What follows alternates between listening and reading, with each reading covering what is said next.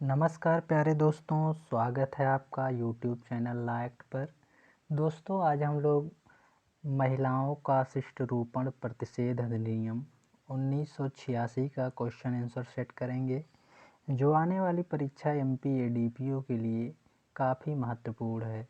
तो चलिए दोस्तों, शुरू करते हैं। आज का पहला प्रश्न है, महिलाओं का अशिष्टरूपण प्रतिषेध अधिनियम 1986 कब से प्रवर्तन में है।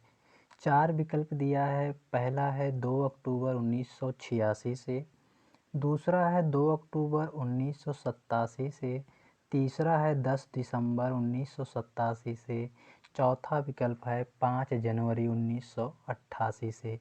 इसका जो सही उत्तर है मित्रों, वो है विकल्प बी, 2 अक्टूबर 1987 से। अगला प्रश्न है, विज्ञापन के अंतर्गत आता है। पहला विकल्प है रैपर, दूसरा लेबिल, तीसरा है ध्वनि के माध्यम से किया गया दृश्य रूपण, चौथा विकल्प है उपर्युक्त सभी। इसका जो सही उत्तर है वो है विकल्प डी, उपर्युक्त सभी। अगला प्रश्न है, महिलाओं का अशिष्ट रूपण के अंतर्गत आते हैं। पहला विकल्प है स्त्री के शरीर का अशिष्ट रूप में वर्णन, दूसरा विकल्प है स्त्री के रूप का अशिष्ट रूप में वर्णन, और तीसरा है स्त्री का अशिष्ट रूप में वर्णन, चौथा विकल्प है उपर्युक्त सभी। इसका जो सही उत्तर है मित्रों, वो है विकल्प डी, उपर्युक्त सभी। अगला प्रश्न है, महिलाओं का अशिष्ट रूपण करने वाले विज्ञापनों पर रोक लगाती है।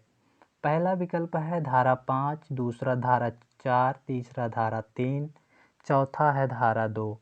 इसका जो सही उत्तर है वो है विकल्प सी, धारा 3। अगला प्रश्न है, महिलाओं का अशिष्ट रूपण करने वाली पुस्तकों, पुस्तिकाओं आदि के प्रकाशन या डाक से भेजने पर रोक लगाती है।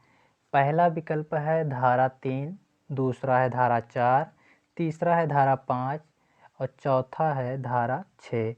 इसका जो सही उत्तर है वो है धारा 4, विकल्प बी। अगला प्रश्न है, निम्नलिखित में क्या महिलाओं का अशिष्ट रूपण के अंतर्गत आता है। पहला विकल्प है प्राचीन संस्मारक पर उत्कीर्ण मूर्ति, दूसरा है मंदिर में रखी गई मूर्ति, तीसरा विकल्प ए बी दोनों, और चौथा विकल्प है उपर्युक्त में से कोई नहीं। इसका जो सही उत्तर है वो है विकल्प सी।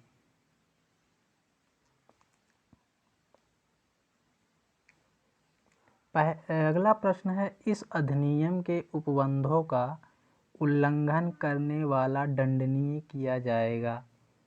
पहला विकल्प है धारा 5 के अधीन, दूसरा है धारा 6 के अधीन, तीसरा है धारा 7 के अधीन, चौथा है धारा 8 के अधीन। इसका जो सही उत्तर है वो है विकल्प बी, धारा 6 के अधीन।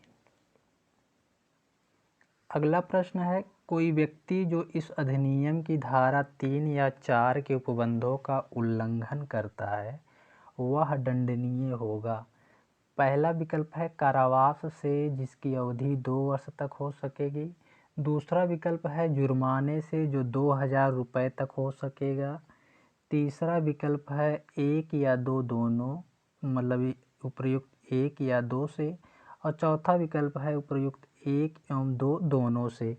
इसका जो सही उत्तर है वो है विकल्प डी, 1 एवं 2 दोनों से, यानी कारावास 2 वर्ष तक की कारावास और जुर्माना 2000 रुपये।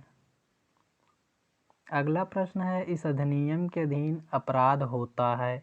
पहला विकल्प है संज्ञेय, दूसरा है जमानतीय, तीसरा है 1 एवं दूसरा दोनों, और तीसरा है चौथा विकल्प है संज्ञेय या अजमानतीय। इसका जो सही उत्तर है वो है विकल्प सी, संज्ञेय एवं जमानतीय। अगला प्रश्न है, अपराधों को संज्ञेय और जमानतीय बनाया गया है। पहला विकल्प है धारा 6 के अंतर्गत, दूसरा विकल्प है धारा 7 के अंतर्गत, तीसरा विकल्प है धारा 8 के अंतर्गत, चौथा विकल्प है धारा 9 के अंतर्गत। इसका जो सही उत्तर है वो है विकल्प सी, धारा 8 के अंतर्गत।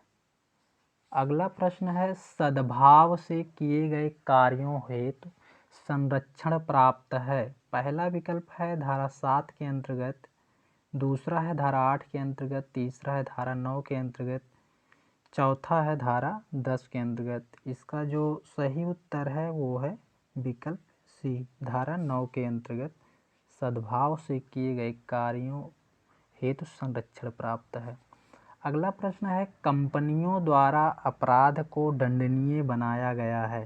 पहला विकल्प है धारा 7 के अंतर्गत, दूसरा है धारा 8 के अंतर्गत, तीसरा धारा 9 के अंतर्गत, चौथा है धारा 10 के अंतर्गत। इसका जो सही उत्तर है वो है विकल्प ए, धारा 7 के अंतर्गत। अगला प्रश्न है अधिनियम का उल्लंघन करने वाले स्थान पर प्रवेश एवं तलाशी लेने की शक्ति किसे प्राप्त है।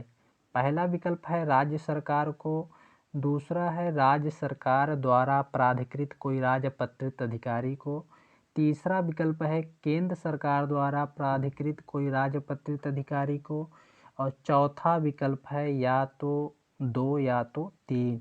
इसका जो सही उत्तर है वो है विकल्प बी, राज्य सरकार द्वारा प्राधिकृत कोई राजपत्रित अधिकारी का। दोस्तों अगर वीडियो अच्छा लगे तो लाइक शेयर कर दें। नमस्कार।